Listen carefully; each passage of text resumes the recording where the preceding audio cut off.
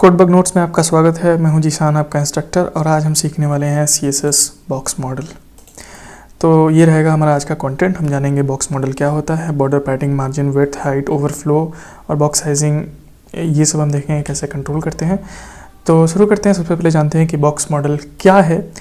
तो देखिए, कोई भी एलिमेंट होता है, आप कोई भी एलिमेंट, जैसे कि एक H1 एलिमेंट है, यहाँ पे मैंने उसमें कोडबग नोट्स लिख रखा है। तो जब ये जनरेट होता है ना वेब पेज पे, तो सबसे पहले तो इसका कंटेंट आता है, यानी कोडबग नोट्स। कंटेंट एरिया के बाद आता है पैडिंग, ठीक है। पैडिंग के ऊपर आती है बॉर्डर, और बॉर्डर के बाद आती है मार्जिन, ठीक है। तो ये जो पैडिंग है, बॉर्डर है, मार्जिन है और जो कंटेंट एरिया है, हम सबको कंट्रोल कर सकते हैं with the help of some CSS properties. और इसी सबको समझ लेंगे आप, तो आप समझ लीजिए आपको बॉक्स मॉडल का कॉन्सेप्ट अच्छे से आ जाएगा, ठीक है। तो सबसे पहले हम शुरू करते हैं बॉर्डर से, कि बॉर्डर कैसे कंट्रोल कर सकते हैं हम, ठीक है। तो बॉर्डर के लिए यहाँ पे कुछ प्रॉपर्टीज़ हैं जो चिंता मत कीजिए, बहुत सारी प्रॉपर्टीज़ हैं। आप वीडियो के एंड में या जब भी चाहें, डिस्क्रिप्शन में मैंने इस स्लाइड का पूरा लिंक दे रखा है, तो आप वहाँ से डाउनलोड कर सकते हैं। तो बॉर्डर से क्या है कि एक शॉर्ट हैंड प्रॉपर्टी है। बॉर्डर की विड्थ स्पेसिफाई करते हैं कि इतना विड्थ का आपको बॉर्डर चाहिए, कौन सा स्टाइल का बॉर्डर चाहिए और क्या कलर होनी चाहिए बॉर्डर की। बहुत सारे स्टाइल आते हैं, solid, double dotted, dashed, inset, outside groove, ridge, none, या आप बॉर्डर हिडन भी रख सकते हैं, ठीक है। तो चलिए देख लेते हैं प्रैक्टिकली हम किस तरीके से बॉर्डर प्रॉपर्टी का यूज़ कर सकते हैं। तो मेरे पास आप देख सकते हैं यहाँ पे एक डिव है, इससे मैंने कुछ डिफ़ॉल्ट स्टाइल दे रखी है। मैंने एक बैकग्राउंड कलर अप्लाई कर रखा है रेड कलर का, मैंने टेक्स्ट कलर वाइट कर रखी है और फॉन्ट साइज मैंने 20 पिक्सल कर रखी है, और मैंने कुछ यहाँ पे जूम कर रखा है इस ब्राउज़र विंडो को, ताकि आपको ठीक से दिखे। तो यहाँ पे बॉर्डर प्रॉपर्टी जो है उसका शॉर्ट हैंड क्या है कि आप लिखेंगे बॉर्डर, और फिर आप कितना विड्थ का बॉर्डर चाहते हैं। तो मैं चाहता हूँ 10 पिक्सल का बॉर्डर। फिर आप स्टाइल लिखेंगे, स्टाइल जैसे मैं कहता हूँ सॉलिड, और फिर आपको कलर बतानी है, तो मैं ब्लैक कर देता हूँ। और मैं जैसे इसको सेव करूँगा, आप देखेंगे कि यहाँ पे 10 पिक्सल सॉलिड और ब्लैक कलर का एक बॉर्डर यहाँ पे अप्लाई हो चुका है। ये 10 पिक्सल आपको लग रहा है कि नहीं है, पर मैंने ये जूम किया है, इसीलिए ये ज़्यादा बड़ा दिख रहा है। तो बस आपको दिखे इसलिए मैंने ऐसा किया हुआ है, ठीक है। तो ये 10 पिक्सल का एक बॉर्डर अप्लाई हुआ है, और चारों तरफ से ही बॉर्डर अप्लाई हुआ है, टॉप बॉटम लेफ्ट राइट से, ठीक है। और सॉलिड बॉर्डर अप्लाई हुआ है। अगर आप चाहें स्टाइल चेंज करना तो वो चेंज कर सकते हैं। कौन कौन से स्टाइल होती है ये आपको मैंने जो प्रेजेंटेशन का लिंक दिया है नीचे, वहाँ से भी आप देख सकते हैं। आपको चिंता करने की कोई आवश्यकता नहीं है, या फिर इंटरनेट से भी आप सर्च कर सकते हैं। मैं आपको बस समझा रहा हूँ, ठीक है। तो ये बॉर्डर प्रॉपर्टी है, और यहाँ पे आप बॉर्डर विड्थ दे सकते हैं, कौन सा स्टाइल चाहिए, आप कलर भी चूज़ कर सकते हैं। सिर्फ नाम से नहीं, अगर आप कोई RGB वैल्यू देना चाहते हैं या हेक्स कोड देना चाहते हैं, वो भी आप यहाँ पे दे सकते हैं ईजिली। अगर आप इंडिविजुअली बॉर्डर कंट्रोल करना चाहते हैं, ठीक है, आप बॉर्डर शॉर्ट हैंड नहीं यूज़ करना चाहते हैं, आप सिर्फ चाहते हैं कि बॉर्डर टॉप लें या बॉर्डर बॉटम लें, तो उसके लिए इंडिविजुअल प्रॉपर्टीज़ आती हैं, बॉर्डर बॉटम, ठीक है, जैसे कि, और यहाँ पे मैं यहाँ पे दे सकता हूँ 2 पिक्सल सॉलिड रेड में दे सकता हूँ। और जैसे कि मैं इसको सेव करूँगा, आप यहाँ पे देखेंगे कि मैंने यहाँ पे रेड दिया है, इसलिए ये इसी में मिल जा रहा है। मैं कलर इसका कर देता हूँ चेंज, और मैं ब्लैक करके जैसे सेव करूँगा, आप देखेंगे कि जो बॉर्डर बॉटम है, सिर्फ बॉर्डर बॉटम यहाँ पे अप्लाई हुआ है। इसी तरीके से आप लेफ़्ट राइट भी कर सकते हैं, बॉर्डर लेफ़्ट बॉर्डर राइट भी कर सकते हैं। साथ ही अगर आप स्टाइल इंडिविजुअली अप्लाई करना चाहते हैं, जैसे कि मैं चाहता हूँ कि बॉर्डर बॉटम का जो स्टाइल हो वो हो जाए डैश्ड हो जाए, तो मैं ऐसे कर सकता हूँ बॉर्डर बॉटम स्टाइल, और यहाँ पे हो जाएगा डैश्ड, ठीक है। और जैसे मैं इसको सेव करूँगा, आप देखेंगे बॉर्डर बॉटम का जो स्टाइल होगा वो हो जाएगा डैश्ड।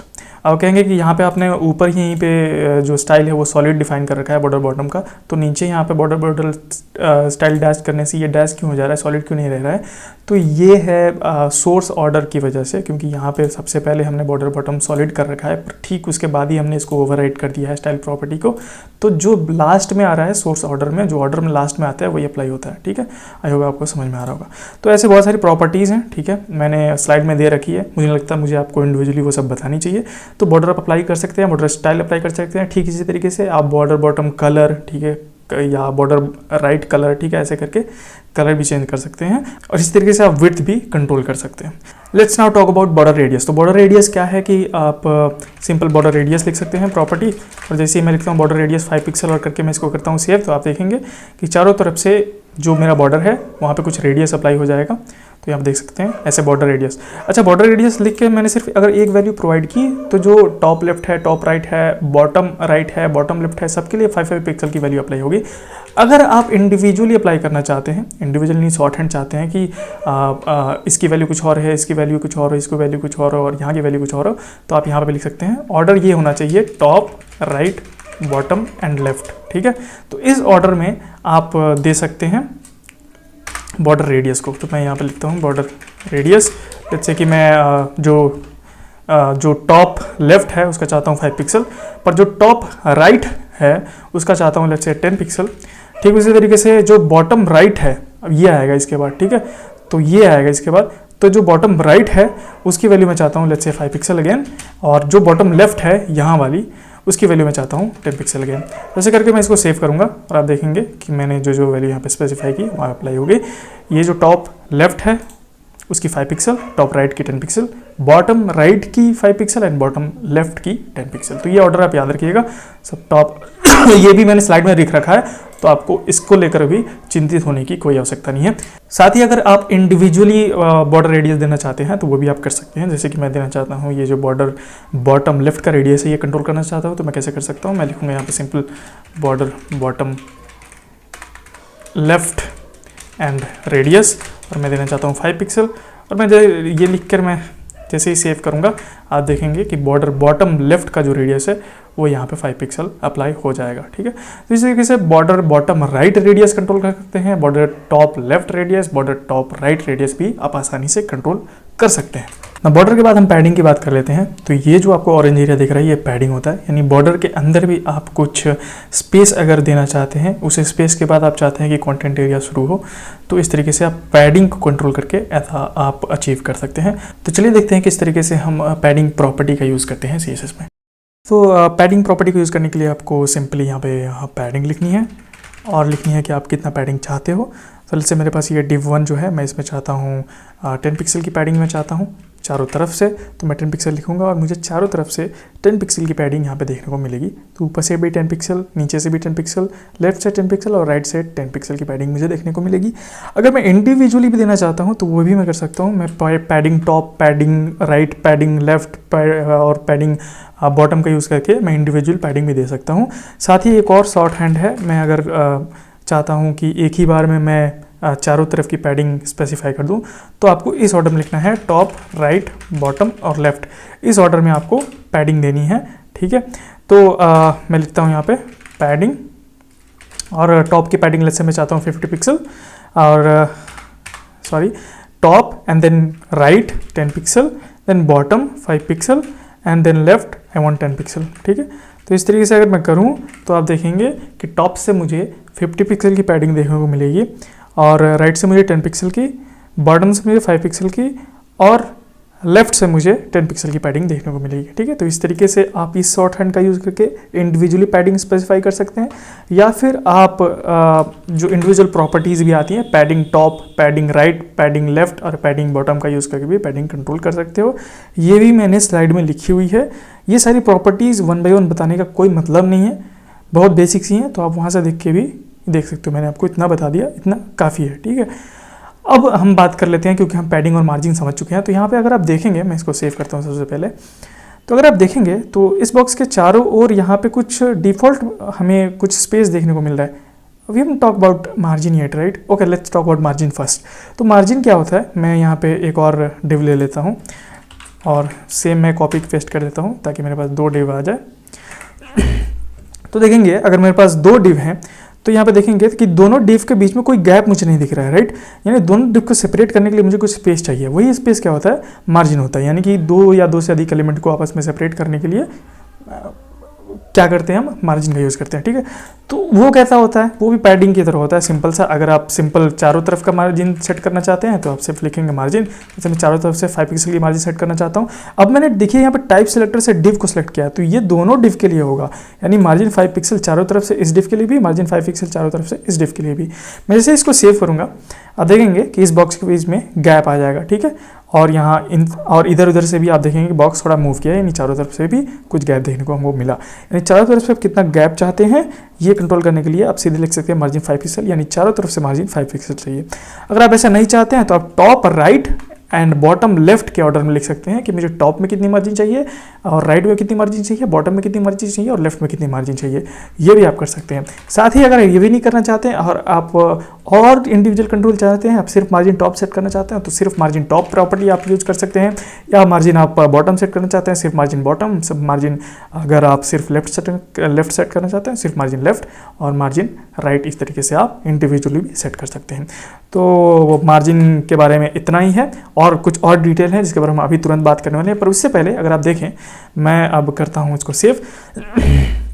अब मैंने कोई मार्जिन नहीं दे रखी है, ठीक है, इन दोनों बॉक्स में भी कोई मार्जिन नहीं है। पर अगर आप देखें तो इधर से मुझे लेफ्ट से भी कुछ स्पेस देखने को मिल रहा है, राइट से भी कुछ स्पेस देखने को मिल रहा है और टॉप से भी कुछ स्पेस एक्चुअली मार्जिन देखने को मिल रहा है। तो ये क्यों मिल रहा है, ठीक है, तो देखिए ब्राउजर कुछ डिफॉल्ट स्टाइल अप्लाई करता है, ठीक है, जिसे हम लोग यूजर एजेंट स्टाइल बोलते हैं, ठीक है, हर ब्राउजर अलग अलग स्टाइल अप्लाई करता है।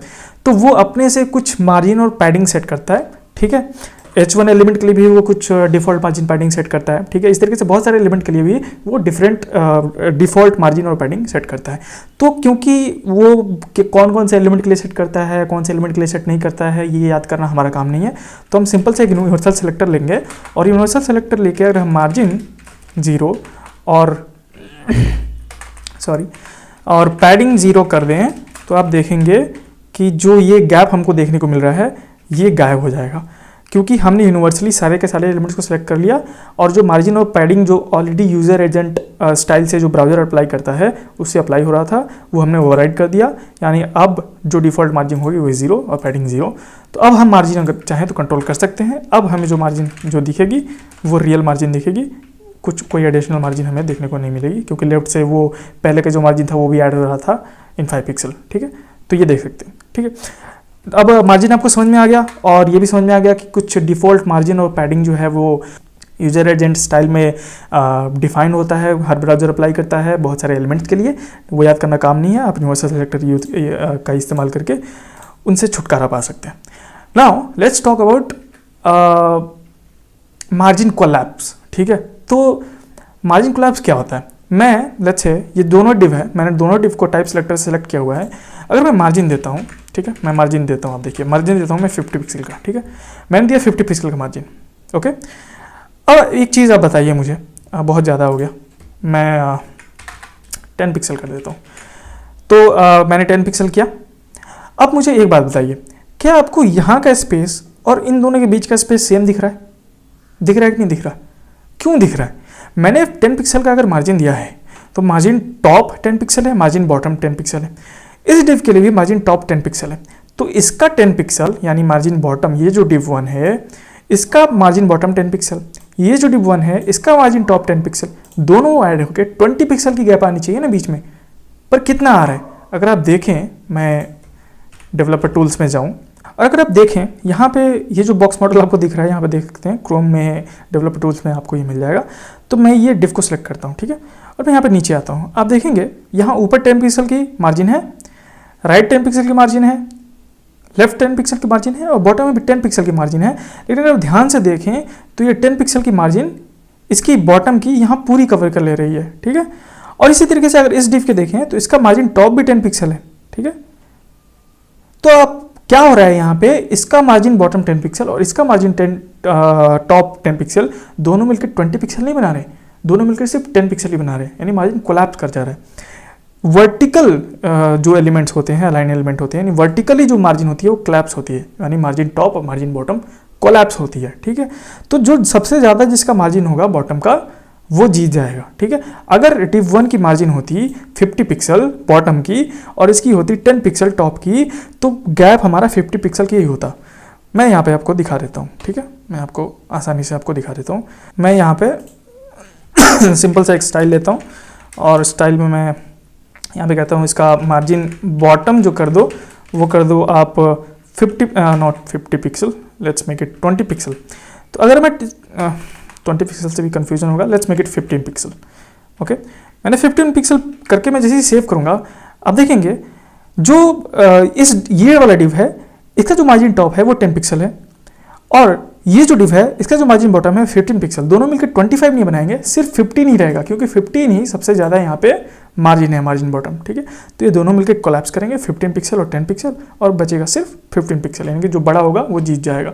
तो यहाँ पे आते हैं और यहाँ पे देखेंगे अगर आप नीचे जाके, तो यहाँ पे आपको नीचे का 15 पिक्सल का मार्जिन दिखेगा और यहाँ पे वो कोलैप्स कर जाएगा, ठीक है।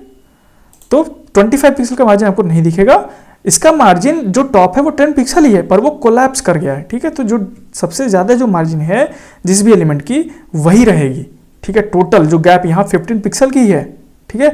भले इसकी जो गैप है, इसका जो मार्जिन टॉप है वो 10 पिक्सल है और इसका जो मार्जिन बॉटम है वो 15 पिक्सल है, लेकिन गैप 15 पिक्सल का ही देखने को मिलेगा। यही होती है मार्जिन कोलैप्सिंग। मार्जिन कोलैप्स ऐसा नहीं है कि हर जगह काम करता है, ठीक है। अगर आप फ्लेक्स कंटेनर की बात करें या ग्रिड कंटेनर की बात करें तो वहाँ भी मार्जिन कोलैप्सिंग काम नहीं करती है। अगर आप कुछ गैप ला दे बीच में इन दोनों के, ठीक है, कोई और एलिमेंट ला दें तो ऑब्वियसली काम नहीं करेगा। और भी बहुत सारे केसेस में मार्जिन कोलैप्सिंग काम नहीं करती है। तो ये था मार्जिन कोलैप्सिंग। साथ में अगर आप चाहें तो कुछ नेगेटिव मार्जिन भी दे सकते हैं, ठीक है। नेगेटिव मार्जिन भी दे सकते हैं, जैसे कि ये वाला डिव है, मैं चाहता हूँ इसको कुछ नेगेटिव मार्जिन देना। तो नेगेटिव मार्जिन अगर मैं टॉप में नेगेटिव मार्जिन दूंगा तो मतलब क्या होगा, ये टॉप की तरफ ऊपर बढ़ने लगेगा, ठीक है। तो स्टाइल में इसको कुछ नेगेटिव मार्जिन देता हूँ, मार्जिन, और मैं इसको देता हूँ लेट्स से -20 पिक्सल की नेगेटिव मार्जिन में इसको अगर इसको दूंगा तो आप देखेंगे ये जो div 1 है ये ऊपर चला जाएगा क्योंकि मैंने इसको नेगेटिव मार्जिन यहाँ पे दे रखी है। तो आई होप यहाँ पे आपको समझ में आ रहा होगा। अब आप ये बताइए, अभी आप मुझे ये बताइए कि यहाँ पे मार्जिन 10 पिक्सल मैंने ऑलरेडी अप्लाई किया, जो इस बॉक्स के लिए भी अप्लाई हो रहा था, पर मैंने जैसे इसको मार्जिन -20 पिक्सल किया तो ये कुछ अजीब बिहेव क्यों करने लगा। ये आप मुझे नीचे कमेंट सेक्शन में बताइए ऐसा क्यों हुआ। मैं आपको हिंट देता हूँ, कुछ तो ओवरराइड हुआ है। ओके, नाउ आई होप आपको मार्जिन कोलैप्सिंग और मार्जिन नेगेटिव मार्जिन का कॉन्सेप्ट क्लियर हो चुका है। Now let's move on to the next topic. तो चलिए अब बात कर लेते हैं हम लोग विड्थ, हाइट, ओवरफ्लो और बॉक्स साइजिंग के बारे में। तो मेरे पास यहाँ पे एक डिव है जिसमें मैंने कुछ लिख रखा है, एक पैराग्राफ लिख रखा है। तो बाय डिफ़ॉल्ट क्या होता है कि कोई भी ब्लॉक लेवल एलिमेंट होता है तो ब्राउज़र विंडो के जो विंडो हाइट और विड्थ है उसके हिसाब से अपने आप को एडजस्ट करता रहता है, या बहुत सारे केसेस में हमें विड्थ और हाइट प्रॉपर्टी को यूज़ करने की ज़रूरत पड़ती है। तो हम यहाँ पे स्पेसिफाई कर सकते हैं कि कोई भी एलिमेंट है उसकी विड्थ क्या हो और हाइट क्या हो। उसके लिए सिंपली आपको विड्थ और हाइट प्रॉपर्टी की यूज़ करनी है। जैसे कि मैं डिव के अंदर हूँ, यहाँ पे मैंने डिव को सिलेक्ट किया है टाइप सेलेक्टर से, तो मैं इसका एक विड्थ दे देता हूँ लेट्स से ऑफ 50 पिक्सल। मैं इसको जैसे ही दूंगा और सेव करूँगा, आप देखेंगे कि यहाँ पे 50 पिक्सल की विड्थ इस डिव पे अप्लाई हो जाएगी। साथ ही मैं कुछ हाइट भी दे सकता हूँ इसको, मैं कुछ हाइट भी दे सकता हूँ इसको 50 पिक्सल की। लेट्स से मैंने हाइट दे दी इसको और यहाँ पे 50 पिक्सल की हाइट भी इस पर अप्लाई हो जाएगी, आप देख सकते हैं। नाउ हमने विड्थ देख ली और हाइट देख ली, तो विड्थ दे के अब बस आपको लिखना है कितनी आप विड्थ देना चाहते हो। हाइट दे के हाइट प्रॉपर्टी में आपको वैल्यू देनी है कि आप कितनी हाइट देना चाहते हो। चलिए अब बात कर लेते हैं हम लोग मिनिमम विड्थ और मैक्सिमम विड्थ की, and then will talk about minimum height and maximum height. तो यहाँ पे जैसे कि एक ब्लॉक लेवल एलिमेंट है ये डिव, तो ये ब्राउज़र विंडो के साइज़ के हिसाब से अपने आप को एडजस्ट करता है। अगर आप इसको मैक्सिमाइज़ करेंगे तो इसका साइज़ बड़ा हो जाएगा, और अगर ब्राउज़र विंडो की साइज़ को आप घटाएंगे बढ़ाएंगे तो उसके हिसाब से अपने आप को एडजस्ट करेगा, जैसे कि आप देख सकते हैं, ठीक है। तो हम एक अगर लिमिट सेट करना चाहते हैं कि भाई इससे ज़्यादा तो साइज़ बड़ी नहीं होनी चाहिए और इससे कम साइज़ भी नहीं होनी चाहिए, तो हम मिनिमम विड्थ और मैक्सिमम विड्थ का यूज़ कर सकते हैं। जैसे मैं कहूँ कि अगर मिनिमम विड्थ चाहे जो भी हो, पर 100 पिक्सल से भाई कम विड्थ तो नहीं होनी चाहिए, ठीक है। इतना में रहना है तो रहना है, ठीक है। तो अब ये इंश्योर करेगा कि 100 पिक्सल जो विड्थ है उससे कम अगर आपका ब्राउज़र विंडो का साइज़ हो रहा है तो यहाँ पे स्क्रॉल बार आ जाएगा, पर इसका विड्थ जो है वो मेंटेन होकर रहेगा। तो आप देख सकते हैं अभी 100 पिक्सल इस जो डिव है उसकी विड्थ है, ठीक है। आप इसको रिसाइज करके देख सकते हैं, स्क्रॉल बार चला जाएगा। अब कितना भी छोटा कर लें ब्राउज़र विंडो, इस डिव की जो विड्थ है, क्योंकि मिनिमम विड्थ आपने सेट कर रखी 150 पिक्सल, तो ये 150 पिक्सल ही रहने वाला है। उसी तरीके से मैक्सिमम हाइट भी आप मैक्सिमम विड्थ भी आप सेट कर सकते हैं कि कितना भी बड़ा हो जाए ब्राउज़र विंडो, पर मैक्सिमम विड्थ 150 पिक्सल से ज़्यादा नहीं होनी चाहिए। तो ब्राउज़र विंडो चाहे जितना बड़ा हो जाए, ये 150 पिक्सल से ज़्यादा बड़ा डिव नहीं होगा। जैसे मैं इसको मैक्सिमाइज़ करके देखता हूँ, मैंने इसको सेव किया था क्या, मैं इसको करता हूँ सेव, और जैसे मैं कितना ही बड़ा ब्राउज़र विंडो कर लूँ, आप देखेंगे 150 पिक्सल से बड़ा ये डिव नहीं होगा, क्योंकि मैंने ये ऑलरेडी यहाँ पे स्पेसिफाई कर रखा है, ठीक है। तो ये ऐसे काम करता है, ओके। उसी तरीके से होती है minimum height and maximum height, तो वो भी आप सेट कर सकते हैं आसानी से। आई डोंट थिंक मुझे उसे डिमोस्ट्रेट करने की ज़रूरत है, आप आसानी से वो कर सकते हैं, minimum height and maximum height. Now let's talk about overflow, ठीक है। ओवरफ्लो क्या होता है? तो जब भी आप विड्थ और हाइट सेट कर लेते हो, विड्थ और हाइट की लिमिट सेट कर देते हो, तो कुछ कंटेंट ओवरफ्लो करता है, ठीक है। जैसे कि मैं यहाँ पे करता हूँ विड्थ सेट कर देता हूँ, ठीक है। विड्थ सेट कर देता हूँ 50 पिक्सल की, मैंने विड्थ सेट कर दी। अब मैं हाइट भी सेट कर दूंगा 50 पिक्सल की, ठीक है। हाइट में सेट कर दूंगा 50 पिक्सल की। मैंने जैसे हाइट और विड्थ 50 पिक्सल की, इसके अंदर का कंटेंट क्योंकि इसमें फिट नहीं बैठ पा रहा है, तो इसीलिए ये जो डिव है इससे ये बाहर कंटेंट आ जा रहा है, तो इसे बोलते हैं ओवरफ्लो होना। अब ये जो ओवरफ्लो हो रहा है तो इसको आप कंट्रोल कर सकते हैं। ओवरफ्लो कैसे कंट्रोल कर सकते हैं? तो ओवरफ्लो कंट्रोल कर सकते हैं आप ओवरफ्लो प्रॉपर्टी से। तो देखेंगे ओवरफ्लो कौन सी वैल्यू दे, या तो आप हाइड कर सकते हैं हिडन दे के, ठीक है। तो जो भी ओवरफ्लो कंटेंट होगा वो हाइड हो जाएगा, ठीक है। या फिर आप कह सकते हो कि नहीं भाई हिडन नहीं चाहिए, हम स्क्रॉल करना चाहते हैं, ठीक है। तो आप ऐसे स्क्रॉल भी करा सकते हो, ठीक है।